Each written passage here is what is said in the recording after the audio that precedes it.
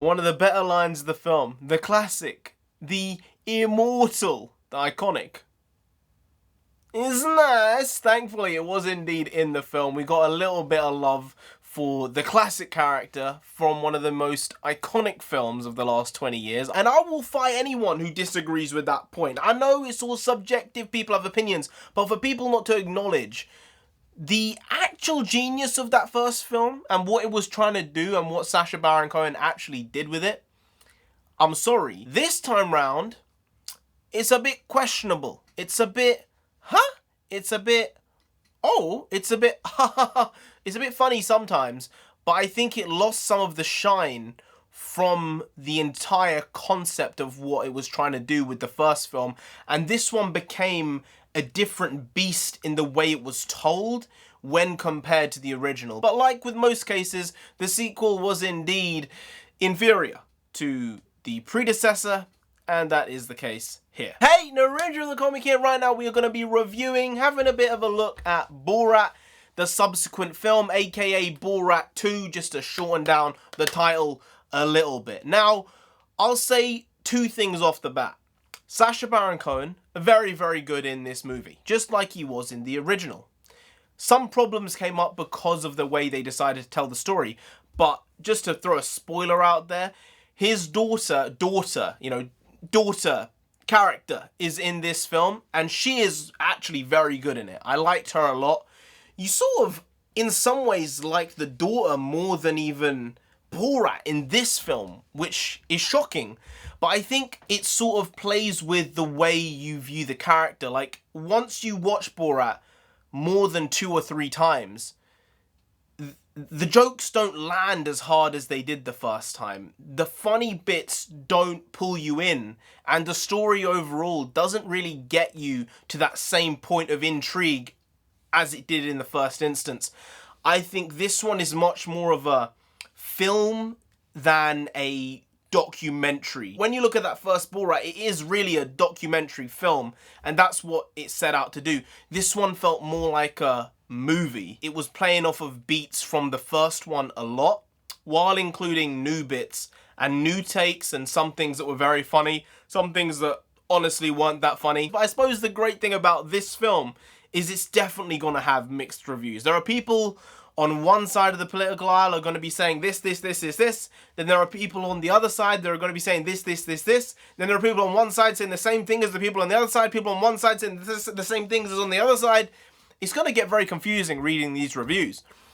But something which I think made the first Borat so unique and stand out was the fact it was a counterculture film. It was something to counter the current culture going on. In 2004-05, you know, the world wasn't exactly going well. But by the time we got to like 2010, the world seemed pretty groovy overall. There were still problems, but maybe it's just the rose-tinted glasses where I see, oh, my adolescence years. Those years were spicy in a lot of different ways.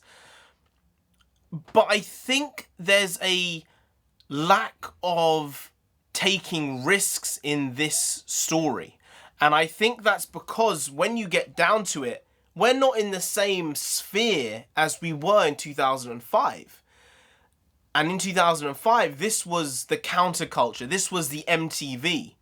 Like, that's what MTV was back in the day. And this was like a movie documentary version of what MTV was on television. Nowadays, that type of stuff is the mainstream. And I think the problem is you can't be the mainstream and the counterculture at the same time. It doesn't work. And I think because of that, there were bits of this which just didn't gel together because they were trying to be something they weren't while thinking they really were that thing. I'm not exactly sure why Sacha Baron Cohen chose to do it specifically like this and not much more in the middle. But at the end of the day, it's his creative choice. I think there were definitely segments that were very, very funny.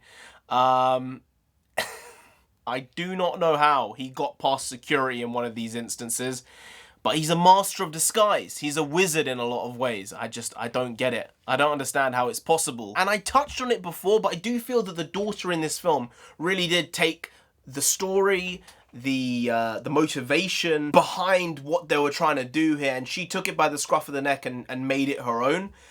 I'm very impressed with her for her being able to actually go toe to toe in completely improvised scenes with someone as good at this as Sacha Baron Cohen. It's incredible. It's very, very impressive. So I don't know if she's going to be up for an Oscar this year. I don't know if Oscars are going to be going on this year. But it was a very good performance from her. A lot of shit going on in this story. A lot of stuff which is outlandish. A lot of stuff which is crazy. They did intersect some of the things that are going on in the world right now with the story of the film. Specifically the coronavirus. They played it in a certain way. I think some people will get annoyed with the way they did that. Like taking the piss out of a scenario which is going on currently. Like, it's sort of in the vein of, when is it okay to make certain jokes about bad instances? Is it 1 year out? Is it 5 years out? Is it 10 years out? But it's Sacha Baron Cohen, so he just decided to be like, we're just gonna stick it in there and make this the premise. So I'm a bit confused at why that was necessary for the story, or if that was just added in rewrites essentially right at the end of the story, right at the end of filming.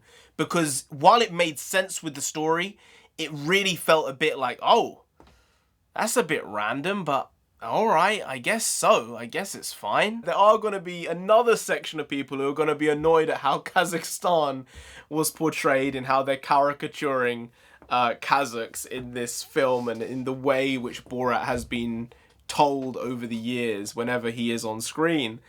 Kazakhstan is not an awful country, you know, it's portrayed one way, but it's not really like that, I feel. I know my flags, but I know my economics as well slightly. I'm pretty sure Kazakhstan is in the 50 largest economies in the world, so it's not like it's a tiny place in the world. It's not a speck.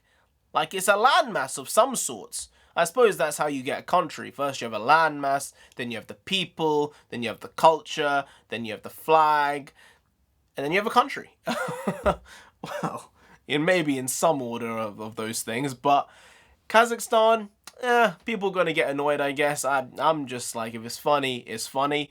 Then there are going to be some potentially anti-Semitic things going on with this story, but Borat's always been like that, and I don't think even that the stuff in it was inherently anti-Semitic. I think it was more so showing how ridiculous the idea of Jews being bad is, you know, through the caricatures. The thing is, Sacha Baron Cohen, I'm pretty sure, is Jewish, so I think he gets a complete pass with Jew jokes whenever, because that's how it goes. That's just the way the cookie crumbles. That's kind of how it works. So I do think that this was funny. I think most people will get a laugh out of it, but I definitely feel, much like the first one, it will get progressively less funny the more times you watch it.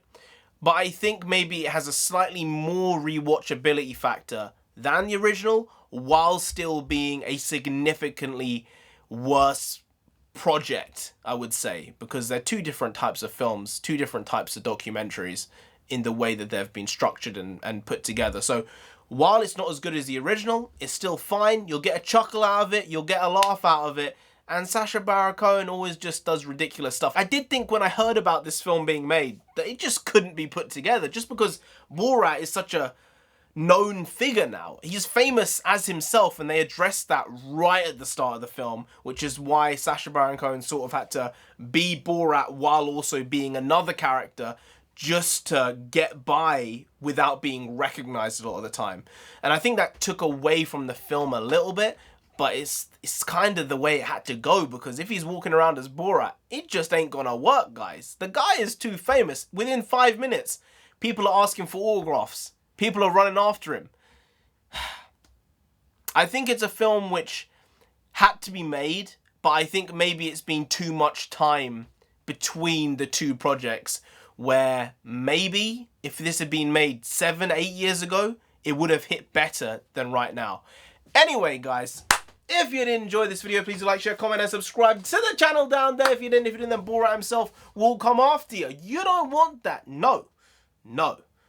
No, you really don't, so just subscribe anyway to avoid that. I've been NarendraTheComic, you've been great, I'll see you next time. That's tomorrow if you don't make a video every single day. You've been doing it every day for over 2 years now. We ain't stopping till we get to 10,000 subscribers. So do subscribe, pop back again tomorrow for some more quality shitty content, because we're hashtag never not here. Guys, it's just how it goes. We bring the quality shit every day because we bring the bakwas every day. If you don't know bakwas, nonsense, you know the jam. See you tomorrow. More nonsense then. Skadoosh.